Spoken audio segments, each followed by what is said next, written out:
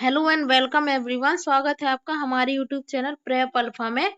तो ये आज के हम इस वीडियो में 200 प्लस सबसे मोस्ट इम्पोर्टेंट क्वेश्चंस डिस्कस करेंगे भारतीय राष्ट्रीय आंदोलन से रिलेटेड, जो कि आप पेट के एग्जाम में, एसआई के एग्जाम में या जितने भी आने वाले एग्जाम्स हैं उन सब के लिए आप ये वीडियो देख सकते हैं। इसमें इन क्वेश्चंस के माध्यम से आपका फुल रिवीजन हो जाएगा। अब आपको आगे और कुछ नहीं देखना पड़ेगा। तो आइए बिना किसी देरी के वीडियो को स्टार्ट करते हैं। सबसे पहला क्वेश्चन है, भारतीय राष्ट्रीय आंदोलन की शुरुआत कब मानी जाती है और कब तक यह चलता रहा? तो भारतीय राष्ट्रीय आंदोलन की शुरुआत 1885 में हुई थी और 1947 में भारत की आजादी तक यह पूरी तरह से चलता रहा था। तो इसके आगे और देख लेते डिटेल में। यह आंदोलन ब्रिटिशर्स द्वारा भारत को गुलाम बनाए जाने और उसके संसाधनों का अपने तरीके से उपयोग करने के खिलाफ भारतीयों द्वारा एकजुट होकर किए गए आंदोलनों का एक सम्मेलन था, जिसका उद्देश्य देश को गुलामी से मुक्त कराना था। तो जितने भी 1885 से लेकर 1947 तक, जब तक अपना भारत आजाद नहीं हुआ था, तब तक के जितने भी घटनाएं हुई हैं वो सारे हम भारतीय राष्ट्रीय आंदोलन के अंतर्गत पढ़ते हैं। नेक्स्ट क्वेश्चन है, भारत की संभवतः पहली राजनीतिक संस्था कौन थी? तो भारत की संभवतः पहली राजनीतिक संस्था थी लैंड होल्डर सोसाइटी। इसे जमींदारी एसोसिएशन भी कहा जाता है। किसको? लैंड होल्डर सोसाइटी को जमींदारी एसोसिएशन भी बोलते हैं, जिसकी स्थापना हुई थी 1837 में। कहाँ हुई थी? कोलकाता में हुई थी। द्वारका नाथ टैगोर द्वारा जमींदारों के हितों को साधने के लिए करी गई थी। अब नेक्स्ट क्वेश्चन है, बंगाल ब्रिटिश इंडिया सोसाइटी की स्थापना कब और कहाँ हुई थी? तो बंगाल ब्रिटिश इंडिया सोसाइटी की स्थापना 1843 में हुई थी। ये भी कोलकाता में हुई थी। इसकी स्थापना करी किसने थी? जॉर्ज थॉमसन नामक एक अंग्रेज द्वारा करी गई थी। किसकी? बंगाल ब्रिटिश इंडिया सोसाइटी की। बाद में 1851 में लैंड होल्डर सोसाइटी के साथ इसका विलय हो गया था।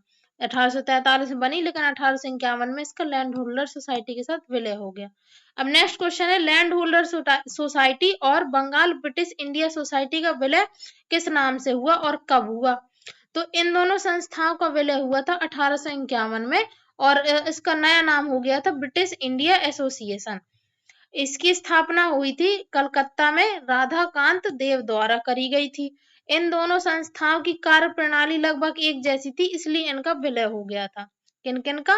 लैंड होल्डर सोसाइटी का और बंगाल ब्रिटिश इंडिया सोसाइटी का। अब नेक्स्ट क्वेश्चन है, बॉम्बे एसोसिएशन की स्थापना कब और किसने करी थी? तो बॉम्बे एसोसिएशन की स्थापना 1852 ईस्वी में करी थी दादा भाई नौरोजी जी ने। यह एक क्षेत्रीय संस्था थी जिसकी स्थापना मुंबई में हुई थी। कौन? बम्बई एसोसिएशन की स्थापना। नेक्स्ट क्वेश्चन है, ईस्ट इंडिया एसोसिएशन की स्थापना कब, कहाँ और किसने करी थी? तो ईस्ट इंडिया एसोसिएशन की स्थापना करी थी 1866 ईस्वी में, लंदन में करी थी। ये भी दादा भाई नौरोजी जी ने ही करी थी। इस संस्था का उद्देश्य ब्रिटिश जनमानस को भारत की स्थिति से अवगत कराना था। अब नेक्स्ट क्वेश्चन है, पूना सार्वजनिक सभा की स्थापना कब और किसने करी थी? तो पूना सार्वजनिक सभा की स्थापना 1870 ईस्वी में एम.जी. रानाडे, जिनको हम महादेव गोविंद रानाडे भी बोलते हैं, ने पुणे में करी थी। यह एक क्षेत्रीय संस्था थी, लेकिन इसका स्वभाव राष्ट्रीय था। नेक्स्ट क्वेश्चन है, इंडियन लीग की स्थापना कब और कहाँ और किसने करी थी? तो इंडियन लीग की स्थापना करी थी 1875 में कलकत्ता में शिशिर कुमार घोष ने करी थी। नेक्स्ट क्वेश्चन है, इंडियन एसोसिएशन या इंडियन नेशनल एसोसिएशन की स्थापना कब और किसने करी थी? तो इंडियन एसोसिएशन की स्थापना करी थी 1876 में कलकत्ता में सुरेंद्र नाथ बनर्जी और आनंद मोहन बोस दोनों ने मिलकर। यह संस्था भारतीय सिविल सेवा ICS परीक्षा भारत में आयोजित कराने और प्रशासनिक पदों के भारतीयकरण जैसे मुद्दों को उठाती थी। नेक्स्ट क्वेश्चन है, इंडियन एसोसिएशन ने ब्रिटिश नीतियों के किन प्रमुख मुद्दों का विरोध किया था? तो जो इंडियन एसोसिएशन थी, इसने विरोध किया था ICS परीक्षा की आयु सीमा घटाकर 19 वर्ष जो हुई थी, और आर्म्स एक्ट 1878 और वर्नाक्युलर प्रेस एक्ट 1878 जैसे कानूनों का विरोध किया था। इन विरोधों के कारण इंडियन एसोसिएशन भारत के जनमानस को प्रभावित करने में सफल रही थी और राष्ट्रीय स्तर पर अपनी पहचान बना पाई थी इंडियन एसोसिएशन। नेक्स्ट क्वेश्चन है, इंडियन एसोसिएशन ने अपना पहला अखिल भारतीय सम्मेलन कब और कहाँ किया था? तो ये इंडियन एसोसिएशन ने अपना पहला अखिल भारतीय सम्मेलन 1883 में किया था और कलकत्ता में किया था। और इस सम्मेलन के माध्यम से उन्होंने खुद को अखिल भारतीय स्तर की पार्टी के रूप में स्थापित करने का प्रयास किया था, जो 1883 में कलकत्ता में उन्होंने अपना अधिवेशन ही समझ लीजिए, सम्मेलन समझ लीजिए। नेक्स्ट क्वेश्चन है, इंडियन एसोसिएशन का भारतीय राष्ट्रीय कांग्रेस में विलय कब हुआ? तो इंडियन एसोसिएशन का भारतीय राष्ट्रीय कांग्रेस में विलय हुआ था 1886 में। उनका मानना था कि उनके और कांग्रेस के उद्देश्य समान है, इसलिए उन्होंने विलय कर लिया था इंडियन एसोसिएशन और भारतीय राष्ट्रीय कांग्रेस ने। नेक्स्ट क्वेश्चन है, बम्बई प्रेसिडेंसी एसोसिएशन की स्थापना कब और किसने की थी? तो इसकी स्थापना 1885 में फिरोज शाह मेहता, बदरुद्दीन तैयबजी और केटी तेलंग ने मिलकर करी थी। जब कांग्रेस के साथ ये विलय हुई थी उसके एक साल पहले हुई थी ये। फिरोज शाह मेहता, बदरुद्दीन तैयबजी और केटी तेलंग ने मिलकर। यह एक क्षेत्रीय संगठन था जिसका अस्तित्व कांग्रेस के जन्म के बाद लगभग समाप्त हो गया था। नेक्स्ट क्वेश्चन है, भारतीय राष्ट्रीय कांग्रेस के संस्थापक कौन थे? तो भारतीय राष्ट्रीय कांग्रेस के संस्थापक थे A O. Hume. A O. Hume Indian civil services के एक सेवानिवृत्त अधिकारी थे, जिन्हें शिमला के संत के नाम से भी जाना जाता था, और वे एक पक्षी विज्ञानी भी थे। उनके सेवानिवृत्त जीवन और शिमला में रहने के कारण उन्हें यह उपाधि मिली थी। कौन सी उपाधि? शिमला के संत नाम की उपाधि। अब नेक्स्ट क्वेश्चन है, भारतीय राष्ट्रीय कांग्रेस की स्थापना कब हुई थी? तो भारतीय राष्ट्रीय कांग्रेस की स्थापना 28 दिसंबर 1885 को हुई थी। यह वह तिथि है 28 दिसंबर 1885 जब इस महत्वपूर्ण राजनीतिक संगठन का जन्म हुआ, जिसने भारतीय राष्ट्रीय आंदोलन में केंद्रीय भूमिका निभाई। नेक्स्ट क्वेश्चन है, कांग्रेस के वार्षिक बैठकों को किस नाम से जाना जाता था? तो कांग्रेस के जो वार्षिक बैठक होते थे उनको कॉन्फ्रेंस बोलते थे या फिर अधिवेशन के नाम से जानते थे।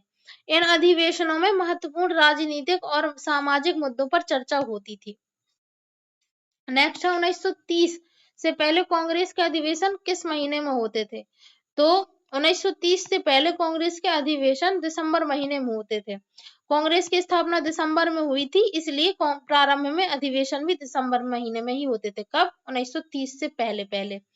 नेक्स्ट क्वेश्चन है, कांग्रेस का पहला अधिवेशन मूल रूप से कहाँ प्रस्तावित था और बाद में कहाँ आयोजित किया गया था?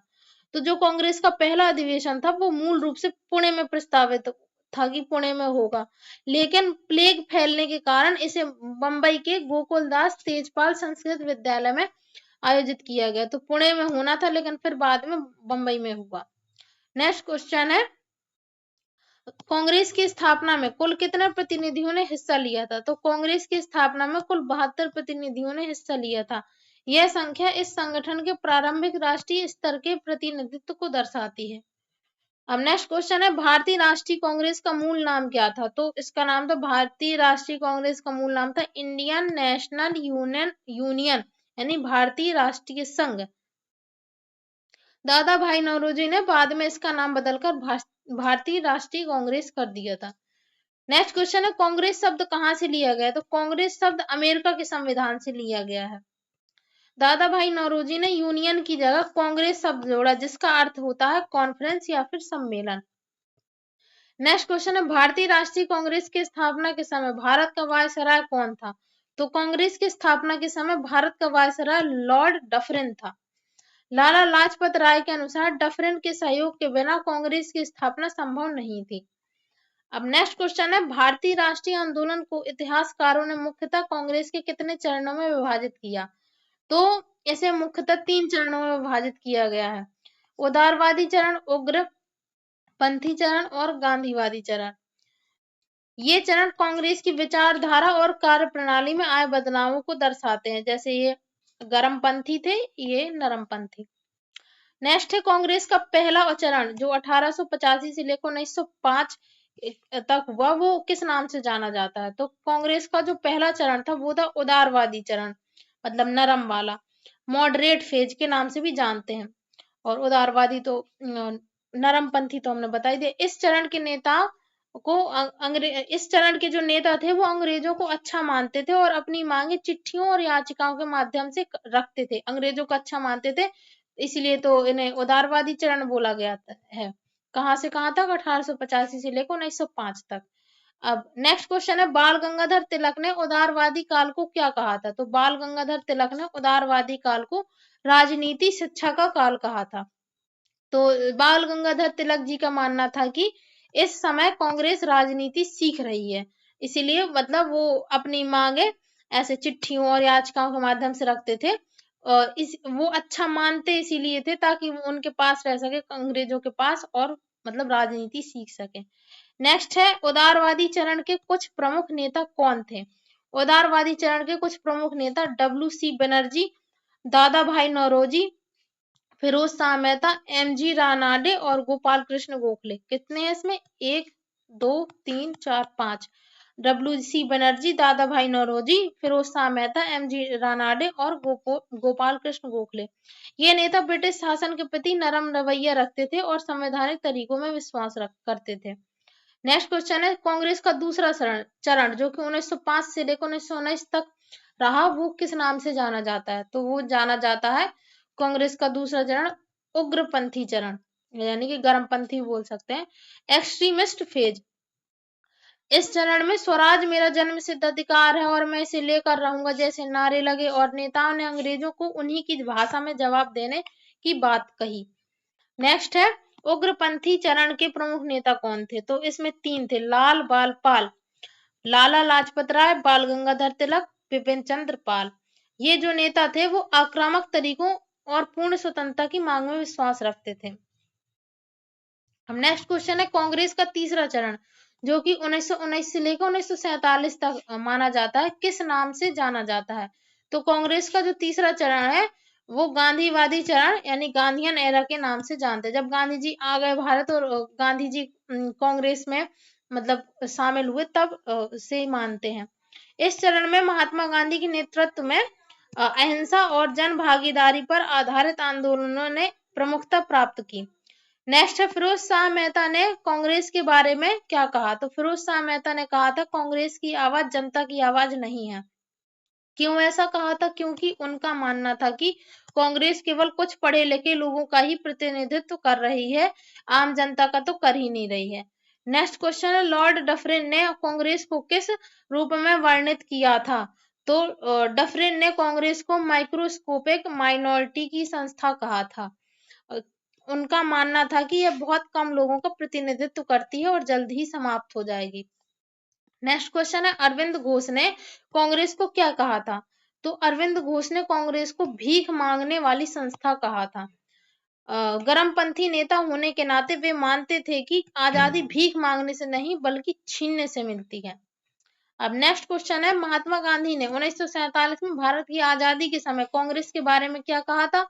तो इन्होंने कहा था, गांधी जी ने, अब कांग्रेस का औचित्य समाप्त हो गया है और इसे समाप्त कर देना चाहिए। मतलब कांग्रेस जिस चीज के लिए बनाई गई थी, आजादी मिल चुकी है तो अब इसको समाप्त करने देना चाहिए। वही ये बोल रहा है व्याख्या में कि गांधी जी का मानना था कि भारत को आजाद कराना कांग्रेस का लक्ष्य था और आजादी मिलने के बाद उसका उद्देश्य पूरा हो गया है, इसलिए अब इसको समाप्त कर देना चाहिए। नेक्स्ट क्वेश्चन है, कांग्रेस के प्रथम अधिवेशन के अध्यक्ष कौन थे? कांग्रेस के प्रथम अधिवेशन 1885 के अध्यक्ष व्योमेश चंद्र बनर्जी थे। वे कांग्रेस के पहले बंगाली अध्यक्ष भी थे। नेक्स्ट क्वेश्चन है, कांग्रेस के दूसरे अधिवेशन 1886 के अध्यक्ष कौन थे?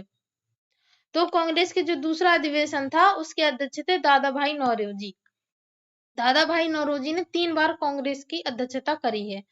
नेक्स्ट क्वेश्चन है, कांग्रेस के पहले मुस्लिम अध्यक्ष कौन थे? तो कांग्रेस के पहले मुस्लिम अध्यक्ष थे बदरुद्दीन तैयब जी, जिन्होंने 1887 के मद्रास अधिवेशन की अध्यक्षता करी थी। नेक्स्ट है, कांग्रेस के पहले यूरोपीय अंग्रेज अध्यक्ष कौन थे? तो कांग्रेस के पहले यूरोपीय अंग्रेज अध्यक्ष थे जॉर्ज यूल, जिन्होंने 1888 के प्रयागराज अधिवेशन की अध्यक्षता करी थी, जॉर्ज यूल ने। इस अधिवेशन के आयोजन में अंग्रेजों ने विरोध के बावजूद महाराजा दरभंगा ने सहायता की थी। नेक्स्ट क्वेश्चन है, 1889 के बंबई अधिवेशन में कितनी महिलाओं ने भाग लिया था? तो 1889 का जो बंबई अधिवेशन हुआ था कांग्रेस का, उसमें 10 महिलाओं ने भाग लिया था, जिनमें कादम्बिनी गांगुली भी शामिल थी। अब ये कादम्बिनी गांगुली है कौन? तो ये है कलकत्ता विश्वविद्यालय की पहली महिला स्नातक। सबसे पहले इन्होंने ग्रेजुएट करा था कलकत्ता विश्वविद्यालय से, पहली महिला।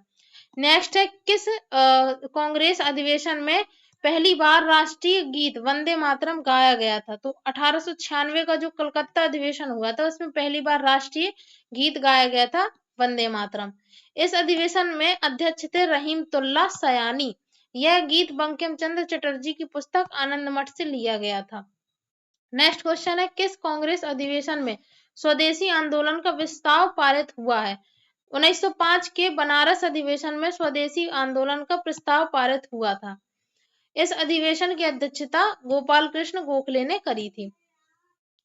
नेक्स्ट क्वेश्चन है, किस कांग्रेस अधिवेशन में स्वराज को कांग्रेस का लक्ष्य घोषित किया गया था? तो 1906 के कलकत्ता अधिवेशन में दादा भाई नौरोजी की अध्यक्षता में स्वराज को कांग्रेस का लक्ष्य घोषित किया गया था। इस अधिवेशन ने भारतीय स्वतंत्रता संग्राम की दिशा में एक महत्वपूर्ण कदम रखा था। तो इसी के साथ हमारे 50 क्वेश्चंस कंप्लीट होते हैं। हमें 200 प्लस क्वेश्चंस करने हैं। इसके जो आगे के क्वेश्चंस है वो हम अगले पार्ट में कवर करेंगे। आप बताना कमेंट करके कि आपको वीडियो कैसा लग रहा है और एक्सप्लेनेशन वगैरह सही है या नहीं। आपका फीडबैक मिलेगा तो हमें थोड़ा ज्यादा अच्छे से पता चलेगा कि हमें कैसा और वीडियो बनाना चाहिए। Thank you so much for watching. पढ़ाई करते रहिए। All the very best. और चैनल को सब्सक्राइब कर लीजिएगा इसके आने वाले अगले पार्ट्स के लिए।